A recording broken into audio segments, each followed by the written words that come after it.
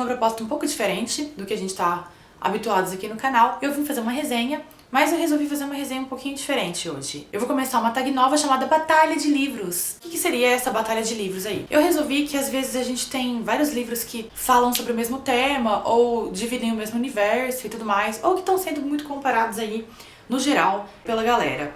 Então eu resolvi trazer, quando tem dois livros passando por essa situação aí, né? Trazer os dois e falar um pouco sobre os dois livros, fazer uma resenha conjunta. Hoje eu resolvi começar com O Rei do Inverno, do Bernard Cornwell, e As Brumas de Avalon, da Marion Zimmer Bradley. Os dois livros, pra quem não sabe, falam sobre a lenda do Rei Arthur. Esse aqui eu já tinha resenhado no blog e esse aqui eu resenhei há pouco tempo. Como ficaria chato fazer duas resenhas de duas histórias parecidas, eu resolvi trazer os dois aqui e a gente faz uma resenha única e já faz uma comparação de cada livro. Então vamos começar aí com As Brumas de Avalon, que foi o que eu li por último. Bom, esse livro da Marion Zimmer Bradley, esse nome é muito estranho de falar. Ele é uma... Na verdade, ele é uma...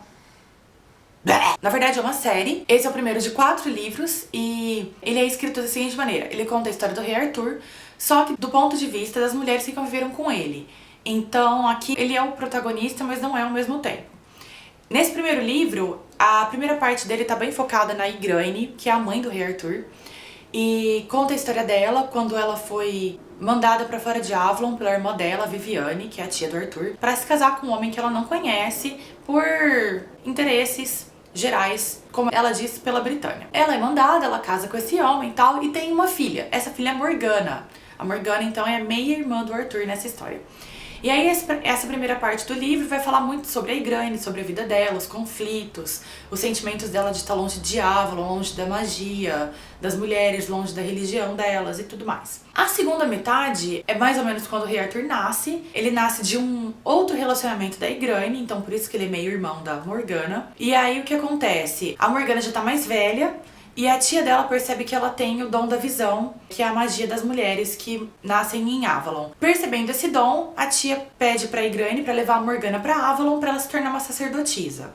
E aí, a partir daí, vai contando a vida da Morgana em Avalon. E um pouco, como ela é meio irmã do Arthur, vai mencionando o Arthur e tudo mais, pelos conflitos da Britânia. E é assim que você sabe sobre a história do Arthur, através dessas mulheres. Esse livro acaba com a Morgana com mais ou menos 20 anos, aí começando um outro conflito, que provavelmente vai ser resolvido no livro 2. Ele acaba bem no ar mesmo, porque é uma série, né, então eu acredito que o desfecho vai ser só no 4º livro, né, então é mais ou menos isso. Aí vamos falar do Rei do Inverno. Já o Rei do Inverno, ele é bastante diferente do Brumas de Avalon. Ele é contado em primeira pessoa, o Brumas de Avalon não é contado em primeira pessoa, e ele é contado pelo personagem chamado Dervel. Ele lutou nas guerras do Rei Arthur e tudo mais. Nesse livro é a história dele, já bem velhinho, e ele tá relembrando toda a vida dele e tá contando a história da vida, e aí, consequentemente, tá contando a história do Rei Arthur, sobre o ponto de vista dele. É bem legal, é bem diferente também. Ele é diferente do Brumas de Avalon, porque aqui o Rei Arthur ele já está mais velho. Aí conta já sobre o momento crítico da Britânia, que tá começando algumas guerras e tudo mais. E eles estão precisando de alguém pra dar uma segurada lá no trono e ajudar também a defender a Britânia. Então eles chamam o Arthur, que não é muito bem visto nesse livro e tudo mais. Ele é considerado um bastardo e tal, mas aí tem que ler. Então eles chamam o Arthur pra ajudar aí a controlar a situação e a chefiar umas batalhas e tal. Então essa é a diferença. Aqui ele já tá mais velho, lá ele é bem na época que ele tá nascendo. E aqui ele é visto como um super guerreiro e tal, e as pessoas admiram muito ele. Até onde eu li, ele não é nascido pra ser rei, nem nada, então ainda não sei como vai acontecer tudo isso, né? Mas basicamente, essas são as diferenças aí na história. Um em primeira pessoa, esse aqui, contado por um personagem que viveu as guerras e tudo mais, lembrando da vida. E ali, não é contado em terceira pessoa, mas pelas mulheres que viveram ali ao redor do Arthur. A semelhança deles é que nenhum dos dois é contado diretamente por ele e também não é contado sob o ponto de vista dele. Eu tenho um terceiro livro do Rei Arthur, que esse é contado do ponto de vista dele desde criança. É um livro bem velhinho já, tem uns 10 anos que eu li. Mas esse eu nem peguei porque o livro não é legal, eu não gostei. Achei a história bem chata. Depois eu ponho até o nome dele aqui embaixo pra vocês, se vocês quiserem ver. Mas vamos continuar então. Bom, eu dei 5 de 5 pros dois livros. Eu gostei muito das duas histórias, muito mesmo. Eu vou falar agora sobre os pontos positivos do Brumas de Avalon. O que eu gostei muito nesse livro foi já essa diferença no modo que a história é contada. Eu nunca tinha visto nada assim, nesse universo do Rei Arthur, tal, falando sobre as mulheres da vida dele e tudo mais, e como elas foram importantes na jornada e na história do Rei Arthur. A narrativa dela é muito boa, ele é um livro bem curtinho, ele tem só 250 páginas, então ele vai super bem. E eu gostei muito dele porque ele é um livro que, por exemplo, não tem vilões, entendeu? Ele é um livro que ele é bem focado em conflitos internos dessas mulheres. Fala muito sobre os problemas que cada uma tá passando e tudo mais, e como isso vai interferir ali na história do Rei Arthur no futuro, e por que essas coisas estão acontecendo agora. Então é um livro que ele não tem um vilão, ele não tem um grande problema central. Ele é um livro bem diferente, eu gostei muito disso. Foi uma experiência nova pra mim. Então, já aqui os pontos positivos do Rei do Inverno, a narrativa em primeira pessoa. Tem gente que não gosta, tem muita gente que não gosta de narrativas em primeira pessoa. Eu gosto. E nesse livro eu gostei especialmente porque eu achei que o Bernard Cornwell fez isso muito, muito bem.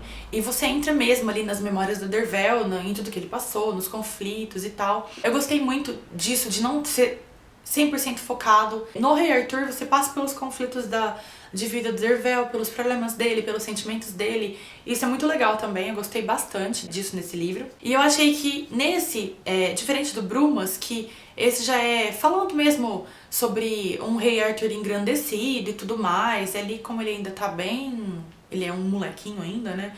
Não tem toda aquela aura de poder e tal. E nesse já tem. Então eu gostei muito disso porque ele recria a lenda de tal maneira que parece que tudo que você viu até hoje é idiotice, e essa é realmente a história do Rei Arthur. Isso eu gostei muito, achei que o Bernard Cornwell fez muito, muito bem. Foi bem legal mesmo. Ele tá de parabéns. Bom, e aí pontos fracos. Como eu dei 5 de 5 pros dois livros, já dá pra ver que ele não tem muitos pontos fracos, né? Esse aqui, eu demorei um pouquinho pra engatar na leitura, mas eu não culpo o livro, eu me culpo mesmo, porque eu tava com um pouco de preguiça. Na hora que eu peguei ele, eu falei, nossa, putz, é o terceiro livro de Rei Arthur que eu leio, sabe? Eu já tava meio de saco cheio. Dei uma cansada mesmo. E foi mais isso mesmo, mas fora isso, eu não acho que ele tenha grandes problemas. Ele é uma narrativa bem legal. O livro é ótimo, então eu não vi muitos pontos negativos. Ele tem, tipo, 250 páginas, sabe? Ele é bem rapidinho, bem... sem problemas. Bom, aqui já é um outro problema. Não vou dizer que é um ponto negativo, mas ele tem aquele problema tradicional dos épicos. Ele é um livro bem grande já, ele é um livro de quase 600 páginas, então tem alguns momentos, como o Bernard Cornwell, ele trabalha muito com batalha, apesar de trabalhar muito bem, às vezes fica um pouco cansativo. Tem algumas partes que ele dá uma arrastada e aí dá uma, sabe? Não chega a quebrar a história, isso é muito importante, não chega a quebrar a história.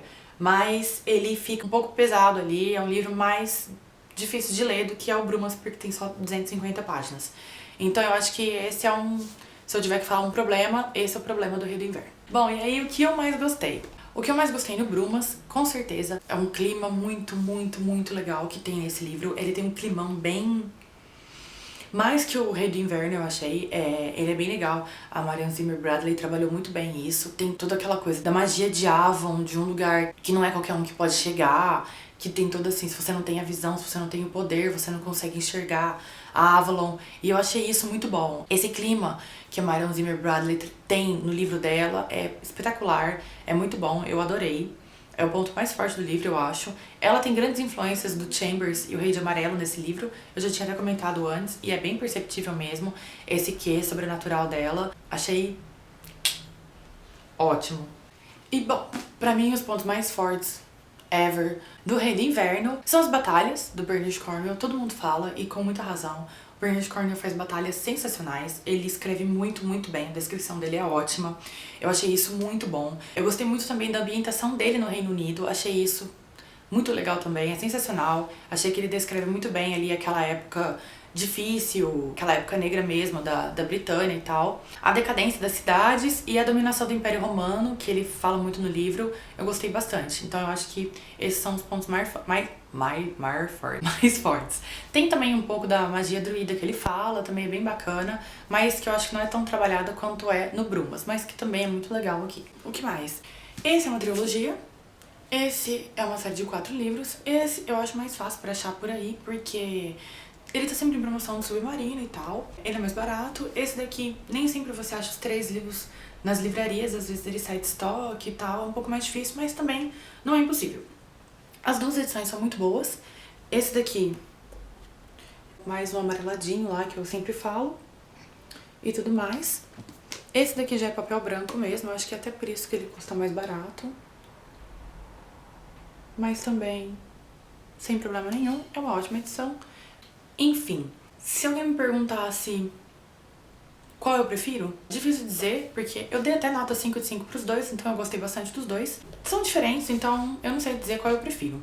Se alguém me perguntasse por qual eu indicaria pra você começar, eu acho que eu indicaria o Rei do Inverno, que foi o que eu comecei. Por quê? Por mais que eles sejam diferentes, esse ainda é contado de uma maneira mais tradicional, a história do Rei Arthur. Então eu acho que é legal começar por esse, porque aí você já se familiariza um pouco com o universo. E aí quando você for ler esse, você já sabe mais ou menos quem é quem e tudo mais. E então, só por conta disso mesmo, eu começaria pelo Rei do Inverno. Aí você já tá, foi o que eu falei, mais familiarizado. E aí é legal porque aqui você entende mais os personagens, você vê as coisas de uma outra maneira, sem batalhas, mais focada em magia e tudo mais. Claro que é provável que aconteça a mesma coisa se você começar com esse, depois ler esse, vai estar familiarizado, aqui você vai ver mais batalhas. Como eu comecei por esse e foi legal, eu indico dessa maneira. Mas aí fica a critério de cada um mesmo, desde que você leia os dois. Bom, foi isso, gente. Eu espero que vocês tenham gostado desse formato diferente de resenhas. Eu espero trazer mais alguns, eu já tenho até algumas ideias pra trazer, que eu não vou contar. Então, a gente se vê numa próxima. Obrigada por assistir e se vocês gostaram, dê um curtir aí no vídeo. Comentem se vocês já leram, o que vocês acharam de cada um. E se inscrevam no canal para não perder nenhuma das minhas próximas resenhas, vídeos, blá blá blá e etc. Obrigada, até a próxima!